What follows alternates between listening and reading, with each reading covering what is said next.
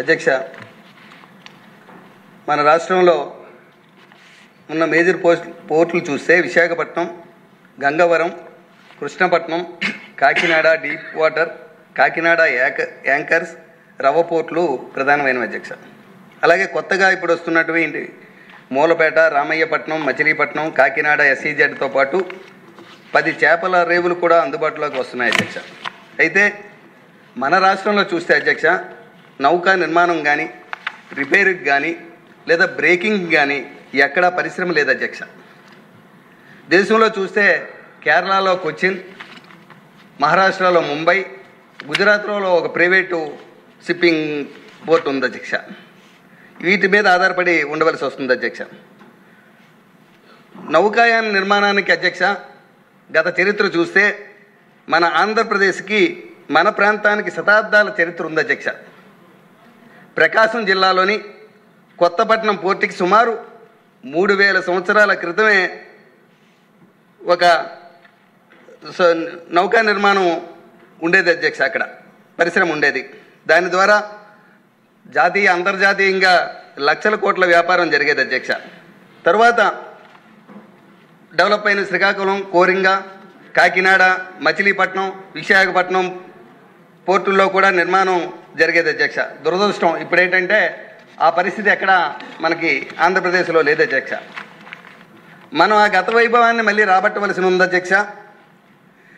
అధ్యక్ష, ఈ మధ్య మనం దానికి ముందడుగు వేసే విధంగా ఇప్పుడు గౌరవ మంత్రివర్యులు తెలియజేశారు.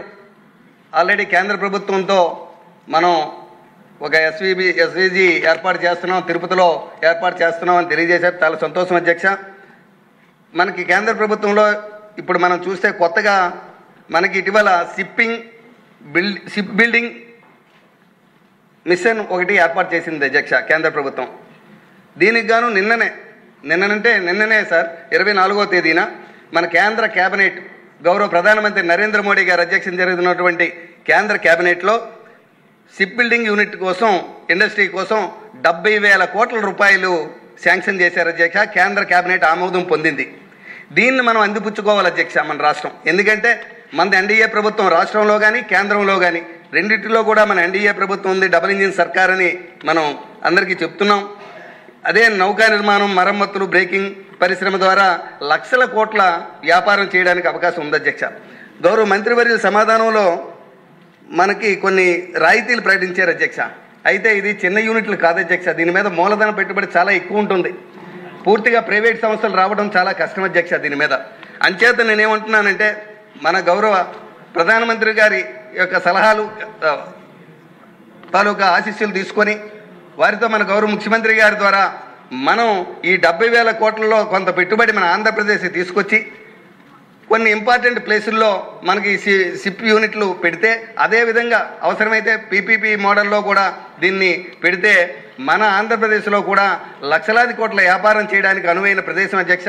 మనకి ఆంధ్రప్రదేశ్లో ప్రత్యేకంగా ఎందుకు చెప్తున్నానంటే ఆంధ్రప్రదేశ్లో 734 కిలోమీటర్ల మనకి సముద్ర తీర ప్రాంతం ఉంది అధ్యక్ష. ఈ తీర ప్రాంతం మనకి చాలా అనువైనది. వాడరేవులకి కానీ అలాగే షిప్ యూనిట్లకు కానీ చాలా మంచిది అధ్యక్ష. వ్యాపారం, లక్షలాది కోట్ల వ్యాపారంతో పాటు గౌరవ మంత్రి గారు ఇచ్చిన సమాధానంలో 138,000 ఉద్యోగాలు కూడా వచ్చే అవకాశం ఉంది అధ్యక్ష. ఈ 138,000 కాదు అధ్యక్ష, లక్షల్లో ఉద్యోగాలు ఒక మత్స్యకారులకైతే, ఆంధ్రప్రదేశ్లో ఉన్న మత్స్యకారులకైతే పూర్తిగా ఉపాధి వస్తుంది.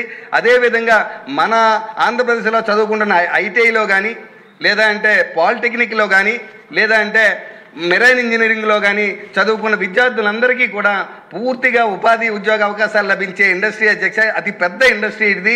ఇటువంటి ఇండస్ట్రీని కేంద్ర ప్రభుత్వంతో మన మంచి సంబంధాలతో మనం వాళ్ళని రిక్వెస్ట్ చేసి అటువంటి పరిశ్రమను కానీ మనం ఇక్కడ ఏర్పాటు చేసుకున్నట్లయితే అధ్యక్ష, మన ఆంధ్రప్రదేశ్ తాలూకా కరువు తీరిపోతుంది అధ్యక్ష. మనం ఏదైతే మన గౌరవ ముఖ్యమంత్రి గారి విజన్ 2047 అని ముందుకెళ్తున్నామో దానికి అనుగుణంగా ఈ షిప్ ఇండస్ట్రీ మనకి చాలా ఉపయోగకరంగా ఉంటుంది అధ్యక్ష.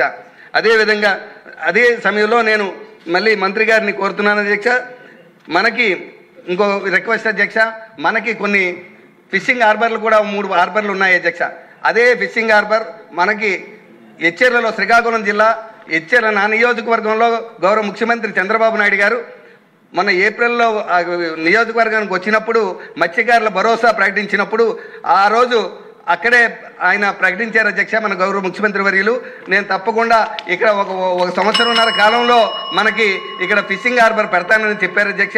దాని మీద కూడా దృష్టి పెట్టవలసిందిగా నేను గౌరవ మంత్రివర్యాన్ని కోరుకుంటూ, నేను మళ్ళీ కోరేది ఒకటే అధ్యక్ష, మనకి మన రాష్ట్ర అయిపోయింది మన రాష్ట్ర ప్రభుత్వ ఆలోచన ఏమిటి దీని మీద పూర్తిగా, ఏదైనా కొత్త చట్టం ఈ దిశగా చేయదలుచుకున్నామా అని, అలాగే మనకి ఈ కార్యాచరణ ఏంటి అనేది పూర్తిగా వివరంగా చెప్పవలసిందిగా గౌరవ మంత్రివర్యులు మీ ద్వారా కోరుకుంటున్నాను అధ్యక్ష.